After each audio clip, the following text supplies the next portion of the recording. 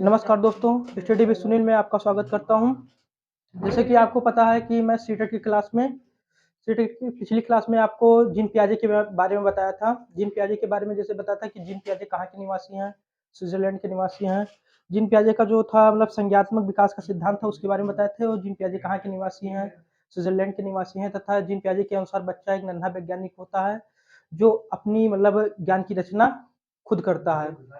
तथा उनके अनुसार जैसे बच्चा बड़ा-बड़ा होता जाता है, वैसे उनके कॉन्सेप्ट की थिंकिंग बढ़ती चली जाती है। फिर उसके बाद मैं बताया था कि जीन पियाजे के अनुसार जो होता है मतलब बालकों में तथा एडल्ट के जो थिंकिंग के प्रकार होते हैं, वो अलग होते हैं तथा उनकी जो मात्रा होती है, वो बराबर होती है। फिर उसके बाद में स्कीमा के बारे में बताया था, स्कीमा क्या होता है? स्कीमा क्या होता है कि जैसे एक सुसंगठित मतलब योजनाओं का मतलब एक क्रमबद्ध मतलब योजना को सुसंगठित जो रखा जाता है, उसे स्कीमा बोलते हैं। फिर उसके बाद में आपको बताया था कि अनुकूलन क्या होता है, एडेप्टेशन। एडेप्टेशन क्या होता है कि जिस अनुसार माहौल में, वातावरण में बालक पलता है, उसे जिस माहौल में या वातावरण में बालक पलता या बढ़ता है, उसे वातावरण या अनुकूलन कहते हैं। तो उसके बाद अनुकूलन के 2 टाइप बताए थे।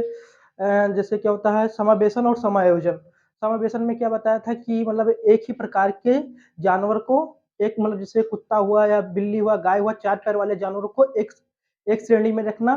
फिर उसके जो समायोजन है उसके मतलब रंग, रूप या आकार के अनुसार या उसके गुण के आधार, उसकी आवाज़ के आधार पे उसकी जो अंतर करते हैं, उसे समायोजन करते हैं। उसके आगे हम देखते हैं आज क्या होता है जीन पियाजे का जो संरक्षण का अभाव है, जीन पियाजे के संरक्षण के अभाव है, ये मूल आकृति में थोड़ा-सा फेर-बदल हो जाने पर बच्चा मूल आकृति को भूल जाता है, इसे संरक्षण का अभाव कहते हैं। जैसे क्या होता है बच्चों को छोटा बच्चा होता है तो उससे हम जैसे टी बनाते हैं, टी बनाए तो ये क्या हुआ? वो समझा कि ये टी फॉर टाइगर होता है। उसके बाद इनको चेंज कर दिए, इसके वाक में इस तरह कर दिए, तो ये हुआ बन गया। तो ये बाद में फिर बच्चा इसको टी नहीं बना सकता क्योंकि उसे संरक्षण का अभाव होता है।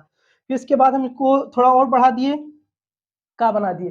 तो बच्चा संरक्षण का अभाव होता है इसलिए वो उसे ये नहीं पता होगा कि टी कहाँ चला गया। उसे बाद में जो है फिर दोबारा बताएँगे जैसे क्या है माइनस का चिन्ह है। तो उसके बाद माइनस के चिन्ह है, तो बच्चा देखेगा माइनस का चिन्ह है। उसके बाद इसमें थोड़ा-सा हम फेर-बदल कर दिए, ऐसे कर दिए। तो बच्चा प्लस का चिन्ह आ गया, फिर उसके बाद ये नहीं दोबारा उसको मतलब ये नहीं मिटाकर बता पाएगा कि इसको ये फिर बाद में माइनस का चिन्ह हो जाएगा। मतलब संरक्षण का अभाव होता है, मतलब बालकों में। फिर उसके बाद केंद्रीकरण देखते हैं। जैसे किसी घटना किसी वस्तु घटना को सिर्फ एक संकुचित तरीके से समझना ही क्या होता है केंद्रीकरण। जैसे एक घटना को हम एक ही तरीके से सोचते हैं तो वो केंद्रीकरण होता है। जैसे क्या होता है आप किसी घटना को एक ही तरीके से सोचेंगे तो वो केंद्रीकरण का भाव को कहेगा। जैसे सीआईडी आप देखते हैं तो सीआईडी में जैसे एक केस सॉल्व करते हैं तो उसमें मतलब निष्कर्ष नहीं निकलता। फिर उसके बाद दूसरी तरीके से सोचकर फिर उसके बाद दूसरी तरह से मेथड अपनाते हैं, फिर उसके बाद उस केस को सॉल्व करते हैं। तो क्या होता है उसमें केंद्रीकरण का मतलब केंद्रीकरण जैसे बालकों में केंद्रीकरण होता है, वो बालकों एक ही तरीके से सोचता है। सीआईडी में क्या होता है उसमें केंद्रीकरण मतलब बड़े हो जाते हैं तो केंद्रीकरण खत्म हो जाता है, मतलब वो तार्किक रूप से मतलब केंद्रीकरण से बोलते हैं जो अलग-अलग तरीकों से सोचता है। मतलब एक के बारे में एक वस्तु या एक केस के बारे में मतलब वो बार-बार एक ही तरीके से नहीं सोचेगा, वो 2-3 तरीके से सोच सकता है। बालकों में जैसे छोटा बालक होता है तो उसमें केंद्रीकरण होता है, वो एक ही तरीके से एक घटना को सोचेगा।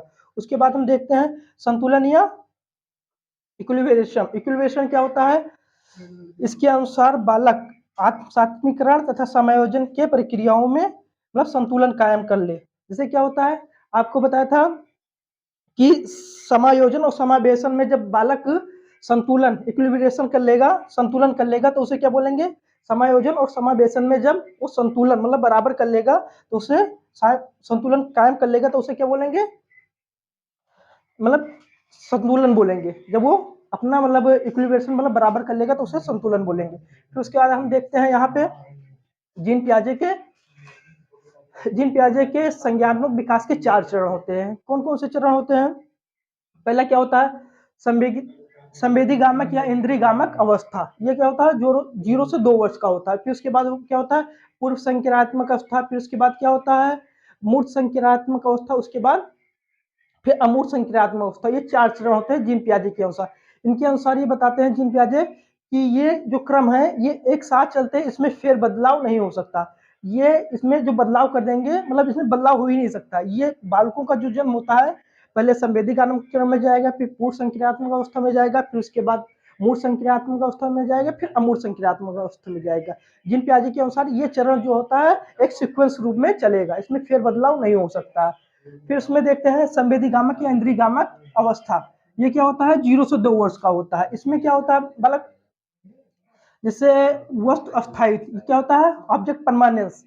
इसमें बालक भले ही वस्तु आंख से ओझल हो जाए लेकिन उसका छाप बना रहता है। जैसे बालक छोटा बालक होता है तो उसके सामने कोई वस्तु रखी होती है तो फिर जैसे आप कोई वस्तु कहीं रख दिए उसके बाद आप भूल जाएंगे कि वो ढूंढेंगे नहीं मिलेगा, पर बालक होगा वो ढूंढ लेगा कि वो सामान कहाँ रखा है। वैसे जैसे वस्तु अस्थायी जैसे छोटा बालक है वो पार्ले का मतलब एक रैपर होता है, पार्ले बिस्कुट वो खाता है तो पार्ले की बिस्कुट वो पहचानता है। जैसे उसको पार्ले देंगे तो वो खाएगा और कोई दूसरा बिस्कुट देंगे तो वो नहीं पहचानेगा। मतलब उसकी पार्ले की जो छाप है वो उसके दिमाग में छपा है कि हमें पार्ले बिस्किट ही खानी है और कोई दूसरा बिस्किट देंगे तो वो नहीं खाएगा। उसे क्या बोलते हैं वस्तु अस्थायित्व। फिर उसके बाद क्या बोलते हैं इसे मूल प्रवृत्त्यात्मक व्यवहार। ये क्या होता है बेसिक इंस्टेंट। बेसिक इंस्टेंट में क्या होता है यहाँ बच्चे में जन्मजात व्यवहार होता है। जैसे क्या होता है जब बच्चा पैदा होता है तो हंसना रोना और गुस्सा करना ये बालक में जन्मजात होता है तो उसे क्या बोलते हैं मूल प्रवृत्त्यात्मक या बेसिक इंस्टेंट बोलते हैं। फिर अनुकरण क्या होता है इस अवस्था में बालक अनुकरण करके सीखता है। जैसे क्या होता है आप बोलेंगे पापा या माँ तो वह बालक जो है शब्द अनुकरण करके बोलेगा। जैसे आप कोई काम कर रहे हैं तो बालक आपको देखेगा तो वही काम करेंगे। जैसे आप कोई सामान उठाकर कहीं रख रहे हैं तो वो देखेगा तो भी कुछ थोड़ा बहुत उठाकर वहां रखिएगा। जैसे कोई काम कर रहे हैं आप तो आपको देखकर वो अनुकरण करता रहेगा, या आप कोई बोलेंगे तो आपके बालक जो आप शब्द बोलेंगे उसी का अनुकरण करता है। इसीलिए बोलते हैं कि मतलब जो बालक होता है जब छोटा होता है तो उसमें मतलब माहौल जो वातावरण होता है बालकों का वो अच्छा माहौल देना चाहिए, क्योंकि जैसे अच्छा शब्द यूज करेंगे तो बालक वही सीखेगा। जो मतलब परिवार में या झगड़ा लड़ाई होगी तो बालक वही सीखेगा, वो उसमें उसका माहौल बिगड़ जाएगा। इसलिए उसका वातावरण जो बालकों का बचपन में होता है ना तो उसका वातावरण अच्छा रहना चाहिए। थैंक यू हमारी क्लास से जुड़ने के लिए।